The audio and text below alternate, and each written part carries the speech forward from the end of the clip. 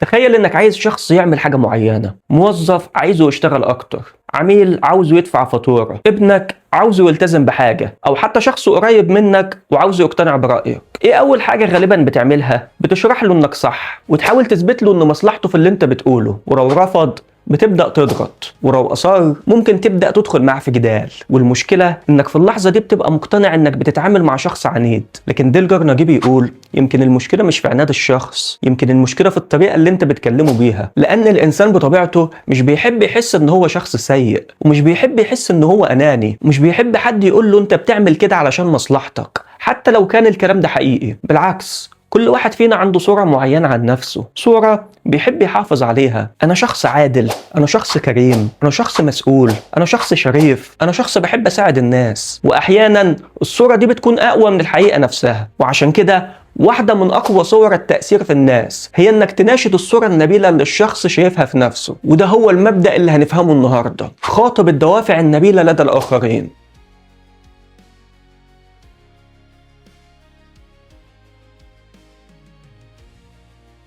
أنا محمد فوزي، وإحنا هنا بنفهم الأفكار العميقة اللي في الكتب علشان نحولها لمعلومات نطبقها في حياتنا كل يوم. لكن قبل ما ندخل في الأمثلة خلينا أحكي لك قصة غريبة جدا. ديلجر ناجي بيقول إن هو نشأ في أطراف مدينة جيسي جيمس في ولاية ميسوري، وكان جيسي جيمس وقتها واحد من أشهر الخارجين عن القانون في أمريكا، وكانت زوجته بتحكي له قصص عن جيسي جيمس، عن سرقته للقطارات واستيلائه على البنوك. لكن الغريب في القصة إنه أحيانا كان بيدي الأموال للفلاحين اللي حواليه علشان يسددوا ديونهم. وده يخلينا نسأل سؤال مهم: إزاي شخص بيستولي على القطارات وبيسرق بنوك وفي نفس الوقت شايف نفسه شخص بيساعد الفقراء؟ الحقيقة إن الإنسان عنده قدرة عجيبة جدا في تبرير أفعاله. ممكن شخص يرتكب أفعال سيئة جدا ومع ذلك يفضل شايف نفسه شخص كويس. وجيسي جيمس مش حالة استثنائية. جرناجي بيقول إن ناس كتير من أخطر المجرمين عبر التاريخ كانوا شايفين نفسهم أبطال بطريقة أو بأخرى. والفكرة دي مش مرتبطة بالمجرمين بس، دي موجودة عند كل إنسان. كل واحد تقريبا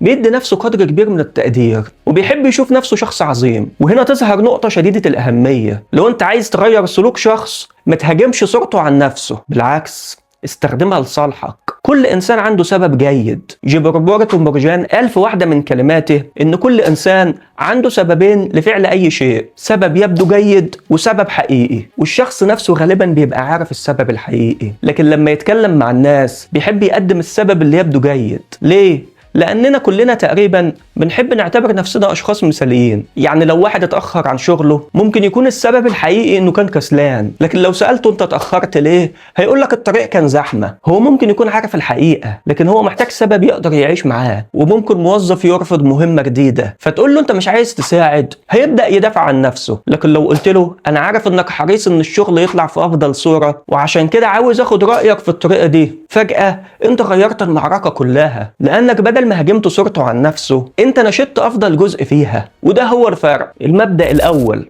خاطب الدوافع النبيلة. لما تطلب حاجة من شخص ما تخليش رسالتك كلها اعمل ده علشان انا عاوز، حاول تخليه يشوف نفسه في الفعل اللي انت عاوزه. يعني بدل ساعدني علشان انا محتاجك ممكن تقول انا عارف انك بتقف مع الناس وقت ما بيحتاجوك. بدل ادفع الفاتورة علشان دي حق الشركة ممكن تقول انا متأكد انك حريص ان كل التزاماتك تتسدد بشكل عادل. لاحظ الفرق. في الجملة الاولى انت بتضغط، في الثانية انت بتخاطب قيمة الشخص يحب يشوفها في نفسه. وده بالظبط اللي حصل مع كاتب ومحرر مشهور في امريكا، الطفل ثراس اتش كي كوارتز، اللي شاءت الاقدار ان هو يجمع ملايين الدولارات من العمل في النشر كصاحب مجلات ذا ايفنينج ساتردي بوست وليديز هوم جورنال. لكن المشكلة في البداية كانت واضحة، هو ما كانش قادر على دفع الاسعار اللي بتدفعها المجلات الاخرى، وكمان ما كانش قادر يجذب كبار الكتاب بالمال. بس عمل ايه؟ لجأ لشيء اقوى من المال: خاطب دوافعهم النبيلة. ومن أشهر الأمثلة اللي ذكرها جرناجي الكاتبة الشهيرة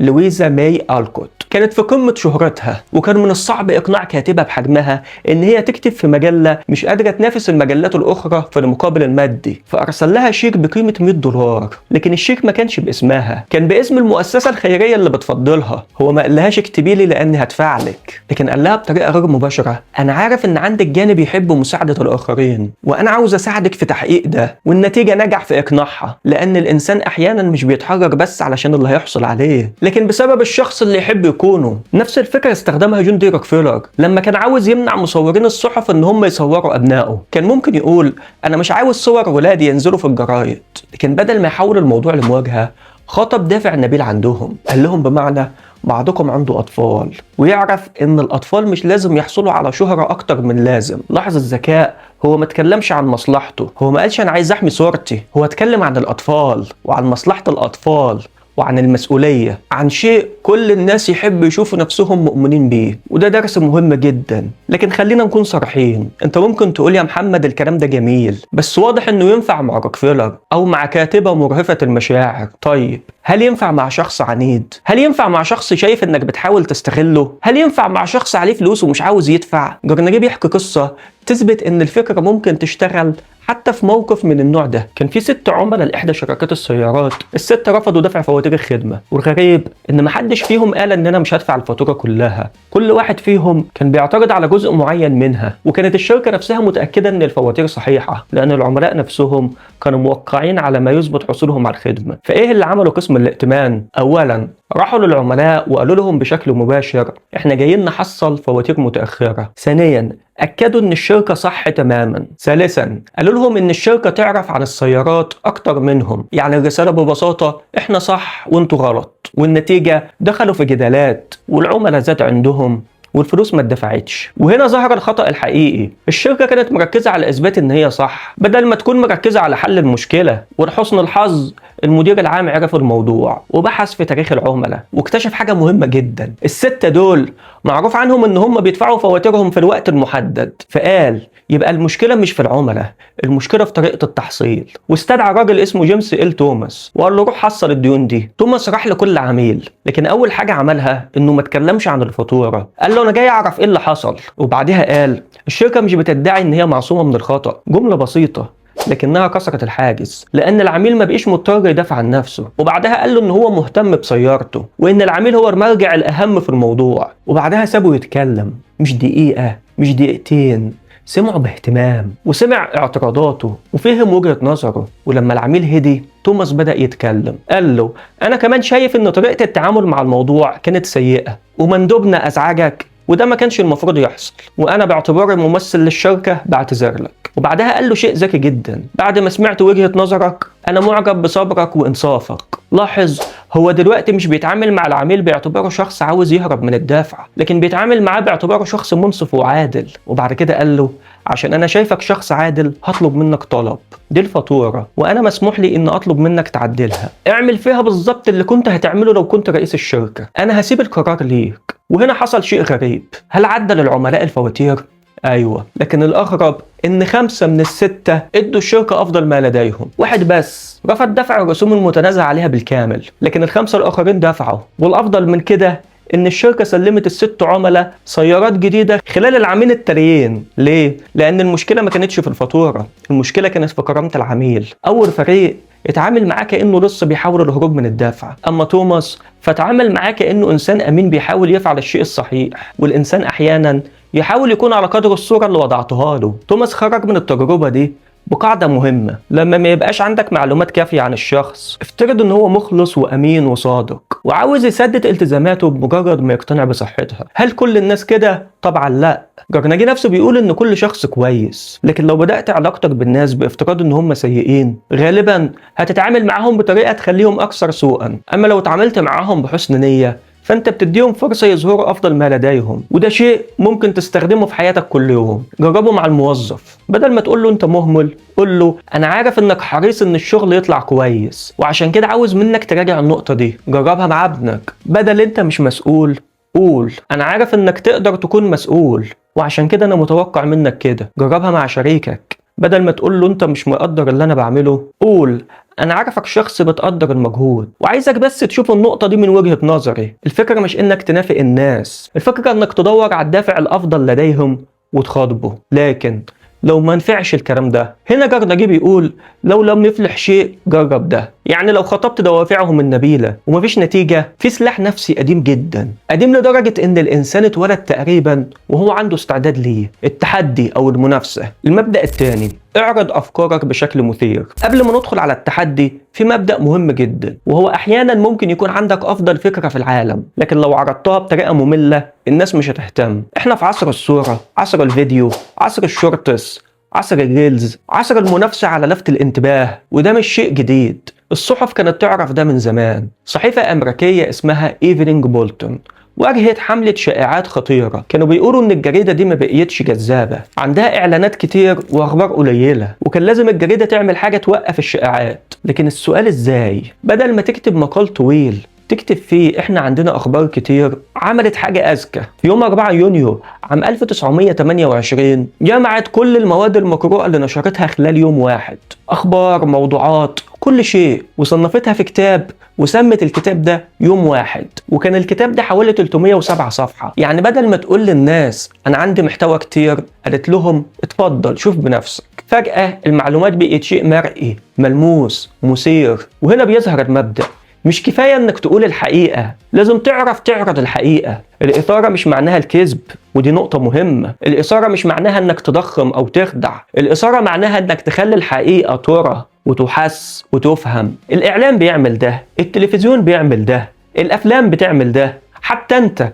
بتعمل ده في حياتك اليومية من غير ما تحس. لما تقول لصاحبك انا عندي حاجة مهمة احكيها لك، انت هنا عملت إثارة. لما حد يقول لك استنى لما تشوف اللي حصل، انت تلقائيا بتبقى عاوز تعرف. لما شخص يحكي قصة بطريقة وفجأة الباب يتفتح، انت بتبقى عاوز تعرف مين اللي دخل. ليه؟ لأن عقل الإنسان مش بيحب الفراغ، بيحب يكمل القصة. وده مهم جدا ليك انت لو كنت بتقدم محتوى. مش كفاية انك تكون عارف المعلومة، لازم تعرف تقدمها. يعني بدل ما تقول ان كارناجي بيقول ان الانسان يحب الدوافع النبيلة، ممكن تبدأ هل تعرف انك ممكن تخلي شخص يدفع لك فلوس من غير ما تطلب منه يدفع؟ او واحد من أغرب أساليب الإقناع إنك تخلي الشخص يساعدك لأنه عاوز يثبت لنفسه إنه شخص كويس. نفس الفكرة لكن طريقة العرض مختلفة، وده بالظبط معنى اعرض أفكارك بشكل مثير. كارناجي بيقول إن المبدأ ده مش خاص بالشغل، حتى العلاقات الإنسانية بتستخدمه. زمان لما كان شخص بيتقدم للزواج من فتاة، ما كانش بيكتفي إن هو بيقول لها أنا بحبك، كان بيرقع على رغبته. الحركة دي نفسها كانت رسالة. دلوقتي ممكن شخص يعمل جو رومانسي، عشاء، ورد، إضاءة، موسيقى، وبعدين يقول اللي هو عاوز يقوله. ليه؟ لأن الكلمات وحدها أحيانا لا تكفي، الطريقة اللي بتعرض بيها الفكرة جزء من الفكرة نفسها. وده بينطبق حتى مع الأطفال. لو قلت لطفلك رتب أوضتك، دي تعليمات، لكن لو حولتها لتحدي نشوف مين يقدر يخلص ترتيب المكان في 5 دقايق، انت غيرت التجربة.